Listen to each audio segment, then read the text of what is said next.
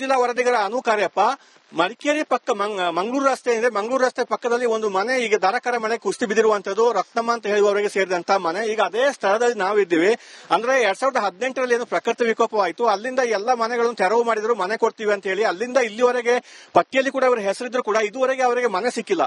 ಬೇರೆ ಬೇರೆ ಯಾರ್ಯಾರಿಗೋ ಮನೆ ಕೊಟ್ಟಿದ್ದಾರೆ, ಇವರಿಗೆ ಮನೆ ಸಿಕ್ಕಿಲ್ಲ. ಕಳೆದ 30-35 ವರ್ಷಗಳಿಂದ ಇದೇ ಸ್ಥಳದಲ್ಲಿ ವಾಸ ಮಾಡ್ತಿದ್ದಾರೆ. ಈಗ 2 ದಿವಸಗಳ ಹಿಂದೆ ಮನೆ ಕುಸಿದು ಬಿದ್ದಿದೆ. ಈಗ ಅವರು ಮಳೆ ಅಂತ ಹೇಳಿ ಬೇರೆ ಕಡೆ ಇದ್ರು, ಅದರಿಂದ ಪ್ರಾಣಾಪಾಯದಿಂದ ಪಾರಾಗಿದ್ದಾರೆ ಅಂತ ಹೇಳ್ಬೋದು. ಒಟ್ಟು 4 ಜನ ವಾಸ ಇರುವಂತ ಈ ಮನೆ ಇದು.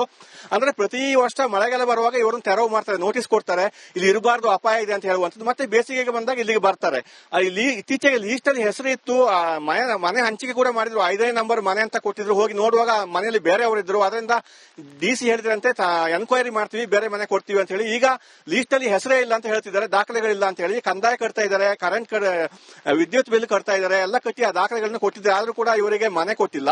ದಾಖಲೆಗಳು ಇಲ್ಲದವರಿಗೆ ಸಾಕಷ್ಟು ಜನರಿಗೆ ಮನೆ ಸಿಕ್ಕಿದೆ, ಇವರಿಗೆ ಮನೆ ಸಿಕ್ಕಿಲ್ಲ. ಪ್ರತಿ ವರ್ಷ ಈ ರೀತಿ ಆಗ್ತಾ ಇದೆ. ಮಳೆಗಾಲದಲ್ಲಿ ಹೋಗೋದು ಬರೋದು ಆಗ್ತಾ ಇದೆ. ಅದನ್ನು ತೀವ್ರ ಸಮಸ್ಯೆ ಆಗ್ತಿದೆ ಅಂತ ಹೇಳುವಂತದ್ದು ಇವರು ತಮ್ಮ ಅಳಲನ್ನು ತೋರ್ಕೊಳ್ತಾ ಇದ್ದಾರೆ. ರತ್ನಮ್ಮ ಅಂತ ಹೇಳುವವರಿಗೆ ಸೇರಿದ ಮನೆ, ಅವರು ಕಣ್ಣೀರು ಹಾಕ್ತಿದ್ದಾರೆ. ಈಗ ಈ ಮನೆ ಬಿದ್ದು ಹೋಗಿದೆ, ಸ್ನೇಹಿತರ ಮನೆಯಲ್ಲಿ ಇದ್ದಾರೆ. ಈಗ ಮಳೆಗಾಲ ಅಂತ ಹೇಳಿ ಏನ್ ಮಾಡೋದು ಅಂತ ಹೇಳಿ, ನೆಕ್ಸ್ಟ್ ಬೇಸಿಗೆ ಮಳೆ ಬಿಟ್ಟ ತಕ್ಷಣ ಅವ್ರು ಬರಬೇಕು, ಎಲ್ಲಿಗೆ ಬರಬೇಕು ಅಂತ ಗೊತ್ತಿಲ್ಲ ಅವರಿಗೆ. ಈಗ ಆದ್ರಿಂದ ಮನೆ ಕೊಡಿ ಅಂತ ಅವ್ರು ಕೇಳ್ತಾ ಇರುವಂತದ್ದು. ಒಂದ್ಸಲ ಲೀಸ್ಟ್ ಅಲ್ಲಿ ಹೆಸರು ಇರುತ್ತೆ, ಮತ್ತೊಂದ್ಸಲ ಇರಲ್ಲ. ಈ ಅಧಿಕಾರಿಗಳು ಯಾಕೆ ಎಡವಟ್ಟು ಮಾಡ್ತಾ ಇದ್ದಾರೆ ಅಂತ ಹೇಳುವಂತದ್ದು ಗೊತ್ತಿಲ್ಲ.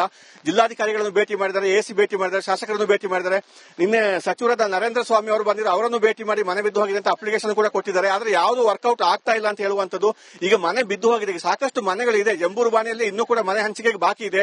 ಅದರಲ್ಲಿ ಇವರಿಗೆ ನನಗೆ ಹೆಸರು ಸೇರಿಸಿ ಕೊಡಿ ಅಂತ ಹೇಳಿ ಇವರು ಒಂದು ಅಳಲನ್ನು ತೋರ್ಕೊಳ್ತಾ ಇದ್ದಾರೆ. ಆದ್ರಿಂದ ಈ ಕ್ಷೇತ್ರದ ಶಾಸಕರು ಇರ್ಬೋದು, ಜನಪ್ರತಿನಿಧಿಗಳಿರ್ಬೋದು, ನಗರಸಭೆಯವರು ಇರ್ಬೋದು, ಜಿಲ್ಲಾಧಿಕಾರಿಗಳಿರ್ಬೋದು, ಆದಷ್ಟು ಬೇಗ ತಕ್ಷಣ ಎಚ್ಚೆತ್ತುಕೊಂಡು ಇವರಿಗೆ ಮನೆ ಕಲ್ಪಿಸಿಕೊಡುವಂತ ಕ್ರಮ ವಹಿಸಬೇಕಾಗಿದೆ.